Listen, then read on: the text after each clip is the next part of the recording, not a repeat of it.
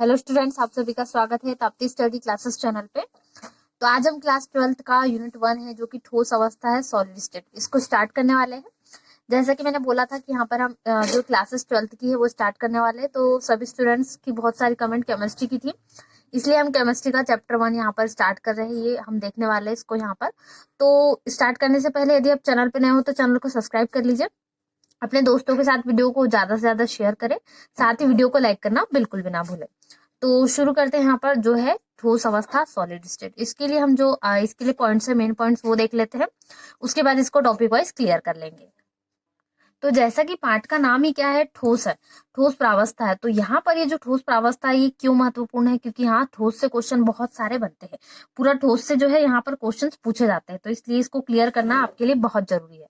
तो ठोस क्या होती है सभी को पता है, लेकिन यहाँ पर मेन फोकस आपका जो है ठोस के सारे गुणों पर होना चाहिए, क्योंकि यहाँ पर ठोस से जो है अंतर, जैसे कि क्रिस्टलीय ठोस, अक्रिस्टलीय ठोसों में अंतर यहाँ पर पूछा जाता है। और साथ में तो पूरा पार्ट ठोसों पर डिपेंड होने वाला है, इसलिए ठोस का पूरा टॉपिक अच्छे से क्लियर करें। तो सबसे पहले ये समझते हैं कि पदार्थ में जो तीन अवस्था है उसमें से ठोस का क्या मुख्य काम है। तो यहाँ पर देख सकते हैं आपको तीनों, ये सभी को पता होगा कि पदार्थ की तीनों अवस्थाओं में क्या अंतर होता है। हेलो बच्चों, पढ़ाई में डाउट्स आते हैं, घबराइए मत, सबका सोल्यूशन है डाउटनट। बच्चों, आप किसी भी सवाल में आप अटक गए हो या आपसे सॉल्व नहीं हो पा रहा है, बस आपको उस क्वेश्चन का फोटो लेना है, क्वेश्चन को क्रॉप करना है और 5 सेकंड के अंदर अंदर आपको उस क्वेश्चन का वीडियो सॉल्यूशन मिल जाएगा।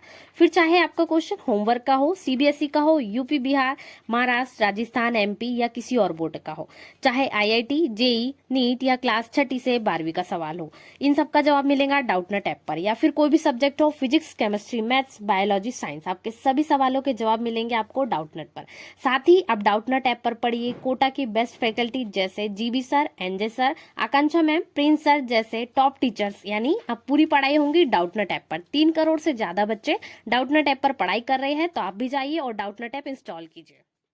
जो है ठोस के सारे गुणों पर होना चाहिए, क्योंकि यहाँ पर ठोस से जो है अंतर, जैसे कि क्रिस्टलीय ठोस, अक्रिस्टलीय ठोसों में अंतर यहाँ पर पूछा जाता है। और साथ में तो पूरा पार्ट ठोसों पर डिपेंड होने वाला है, इसलिए ठोस का पूरा टॉपिक अच्छे से क्लियर करें। तो सबसे पहले ये समझते हैं कि पदार्थ में जो तीन अवस्था है उसमें से ठोस का क्या मुख्य काम है। तो यहाँ पर देख सकते हैं आपको तीनों, ये सभी को पता होगा कि पदार्थ की तीनों अवस्थाओं में क्या अंतर होता है। जैसे ठोस के यहाँ पर कण जो होते हैं पास पास, द्रव में थोड़े दूर और गैसों में बहुत अधिक दूर होते हैं, ये तो जनरली मालूम है सभी को।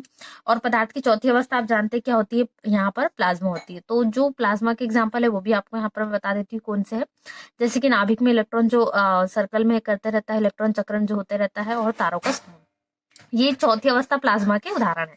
उसके बाद जो ठोस अवस्था की बात आती है, तो सबसे पहली अवस्था क्या होगी, ठोस। अब यहाँ से ठोस को हम पढ़ेंगे तो इसके विभिन्न प्रकारों को देखेंगे। तो ये जो पॉइंट है ये समरी आपको तभी समझ में आएंगे जब आप पाठ को पढ़ोगे। तो सबसे पहले हम ठोसों को देख लेते हैं। तो आप सभी को ये भी पता होगा ठोस किससे मिलकर बनी होती है। ठोस जो है वो 3 घटक से, अणु, परमाणु और आयन से मिलकर बनी होती है। इसके आधार पर क्या बनती है, ठोस। तो ठोस कैसे पदार्थ होते हैं, सबसे पहले ठोसों को सीखना है। तो ठोस वे पदार्थ होते हैं जिनमें परमाणु, अणु और आयन आसपास में व्यवस्थित होते हैं। यहाँ पर जैसे कि अभी हमने एग्जाम्पल देखा, तो यहाँ पर जो कण थे ठोसों के कितने पास पास में थे। तो ये कण किस कारण थे, ये सभी की इनकी गति जो है आपस में बिल्कुल नहीं हो पाती, मतलब इतना इनके बीच में बिल्कुल भी स्पेस नहीं होता कि वो इधर से उधर थोड़ा सा हिल डुल भी पाए। तो ये क्या कहलाता है, ठोस। हम ठोस पे फोकस इसलिए कर रहे हैं क्योंकि पाठ में बहुत सारे क्वेश्चन ठोस पे है, जैसे अक्रिस्टलीय, क्रिस्टलीय ठोस, इनके सामान्य गुण, फिर इनमें अंतर, और उसके आधार पे भी और सारी चीजें है। तो पूरा ठोस पर है, इसलिए इसको क्लियर करना बहुत आवश्यक है। आप में से बहुत सारे लोगों को पता होगा, स्टूडेंट्स को, कि ठोस किसे कहते हैं, पर इसको एक बार अच्छे से क्लियर कर लेते हैं ताकि हमें जो इसके टॉपिक वो सारे क्लियर हो जाए। तो यही क्या कहलाते हैं, जहां पर इनकी गति बिल्कुल आपस में ना हो, ठोस कहलाते हैं। और ये कारण किस कारण, ये इसके लिए मुख्य कारण क्या है कि ठोस पदार्थों के आकार और आयतन निश्चित होते हैं। इसी के कारण यदि आपस में गति नहीं कर पा रहे, इसके कारण इनके जो आकार आयतन बिल्कुल परफेक्ट होंगे, निश्चित होंगे। अब ठोसों के कौन कौन से गुण होते हैं, एक तो हमें यहीं पर मिल गया कि इनके आकार और आयतन कैसे होते हैं, निश्चित होती है। इनकी आकृति क्या होगी, निश्चित। तो पहला ही हमने गुण यहाँ पर बना लिया। इसी के आधार पर हमें बता सकते हैं दोनों कैसे होते हैं, पास पास में होते हैं। तो अब यहाँ पर जो पूरे कण पास पास में होते हैं, इसका मतलब है कि ठोस पदार्थों में प्रबल अंतर कण बल पाया जाता है। उसके बाद ठोस पदार्थों के रचक घटक मैंने आपको बता दिया, अणु, परमाणु और आयन होते हैं, लेकिन ये गतिशील नहीं होते। क्यों नहीं, तो क्योंकि इनके बीच में जो है आपस में स्पेस ही नहीं होता। अब द्रव में बहुत दूर दूर होते हैं तो उनमें स्पेस होता है।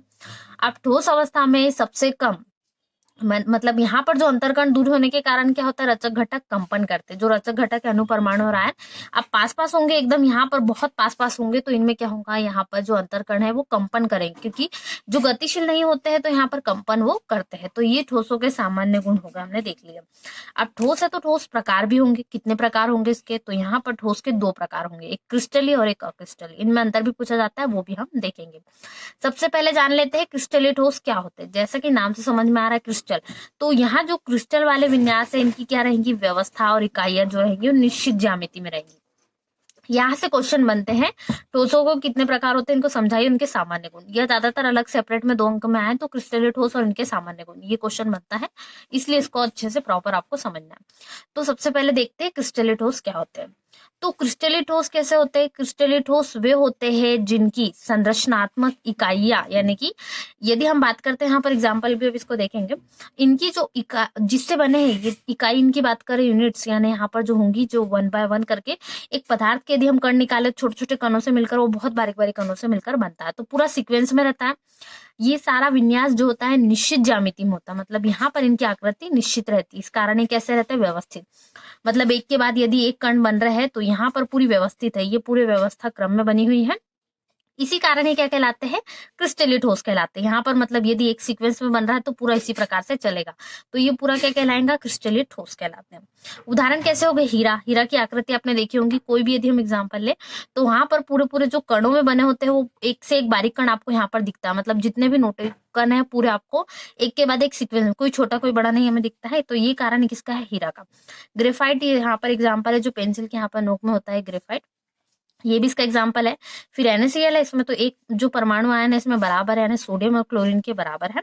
और Na2SO4 में भी इसका उदाहरण है। तो ये क्वार्ट्ज आयोडीन, ये उदाहरण बहुत ज्यादा इंपॉर्टेंट है, इसके लिए सही जोड़ी भी इसमें बनाने आती है। जैसे क्रिस्टलीय ठोस है तो यहाँ पर इनमें से कोई एग्जाम्पल दे दे, क्वार्ट्ज दे दे, आयोडीन दे दे, तो इनमें से कोई भी यदि एग्जाम्पल दे तो आपको क्या क्रिस्टलीय ठोस है ये याद रखना है। मतलब इतने एग्जाम्पल आपको पता होना चाहिए, क्या क्या है, हीरा, ग्रेफाइट, सोडियम क्लोराइड, और यहाँ पर सोडियम सल्फेट, क्वार्ट्ज और आयोडीन, ये आपको याद रखना है।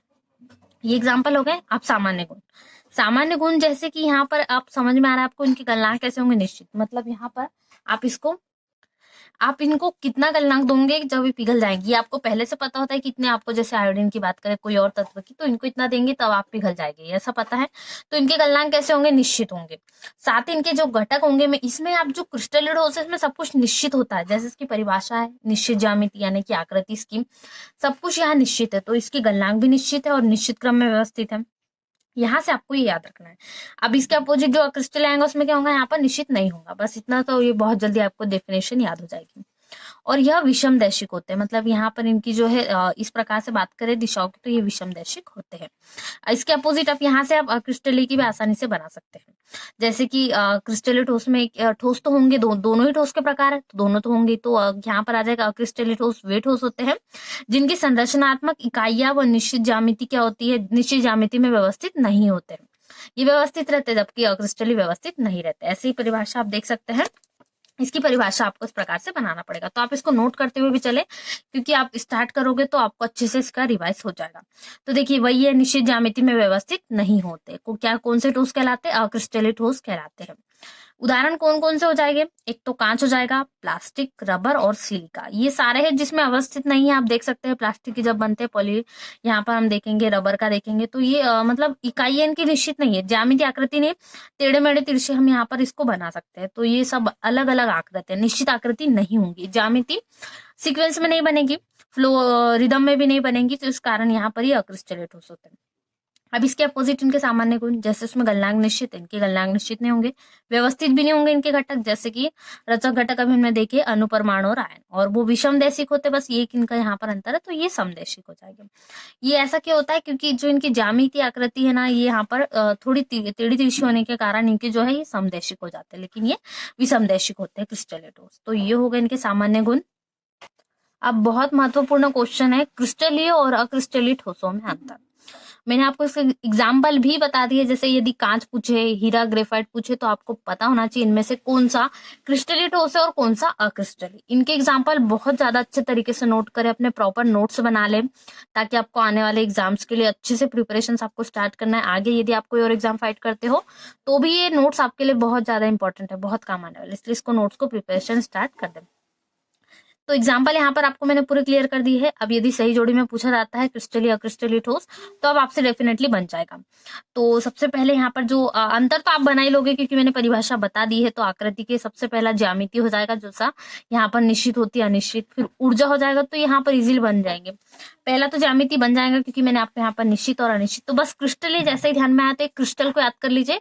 उसमें आपको एक से एक चीजें जो है सब कुछ चौकोने, यदि बात करें कुछ और चीजों की तो उसमें आकृति कैसी रहती है, निश्चित, क्योंकि ठोस है दोनों। लेकिन यहाँ पर जो है अक्रिस्टल में निश्चित आकृति नहीं होती। ऊर्जा हो गया, ऊर्जा क्या होगा, ये कम ऊर्जा वाले होते हैं। यहाँ पर इसकी ऊर्जा क्या हो जाएगी, कम हो जाएगी, जबकि अक्रिस्टलों में इनकी ऊर्जा अधिक हो जाएगी, मतलब इन्हें फोर्सेबल ज्यादा चीजें लगती है। अवस्था कैसे हो जाती, अवस्था दोनों ही, क्योंकि ठोस है तो यहाँ पर क्या होगा, क्रिस्टलीय पदार्थों को सही अर्थों में ठोस पदार्थ माना जाता है, मतलब अवस्था तो यहाँ पर ठोस ही होगी। अब यहाँ पर अक्रिस्टलीय पदार्थों को अतिशिथिल द्रव यानी आभासी छद्म, इसका उदाहरण जो है स्यूडो, यहाँ माना जाता है। तो अतिशिथिल द्रव के आधार पर इसको आभासी हम जो कहेंगे, या इसका अर्थ होता है आभासी छद्म, इसको कहा जाता है। शीतलन वक्र यहाँ पर जो होता है ये भी बहुत महत्वपूर्ण है। यहाँ पर असतत होता है, ये क्यों, क्योंकि मैंने यहाँ पर बता दिया, क्योंकि विषम दैशिक होते हैं इस कारण। और ये कैसा होता है, सतत होता है यहाँ पर अक्रिस्टल में। ये दो यहाँ पर आपको पॉइंट याद रखना है, शीतलन वक्र और दैशिकता। तो ये तो हम सामान्य गुण में भी पढ़ चुके हैं, विषम दैशिक होते हैं और ये समदैशिक। अब वो कैसे होते हैं मैं भी आपको बता देती हूँ, जैसे आप कहीं पॉइंट वाइज इसको एक चित्र से भी समझ लेते हैं। एक के बाद एक यदि आप सीक्वेंस में चलते हो तो एक ही कलर की चीजें जो है आपको लाइन वाइज मिलती है। जैसे कि यहाँ पर मैं बात करूँ तो सारे कलर्स यदि एक जैसे है तो यहाँ पर एक कहलाता है सम, लेकिन यहाँ पर एक ब्लू है, एक रेड है, फिर एक ब्लू एक रेड, तो ये थोड़ा क्या हो जाता है, विषम हो जाता है। तो ये चीजें कहलाती है, इसको अभी चित्र से भी समझ लेते हैं। यहाँ पर देख लेते हैं सम और विषम, जो अभी यहाँ पर देखना है।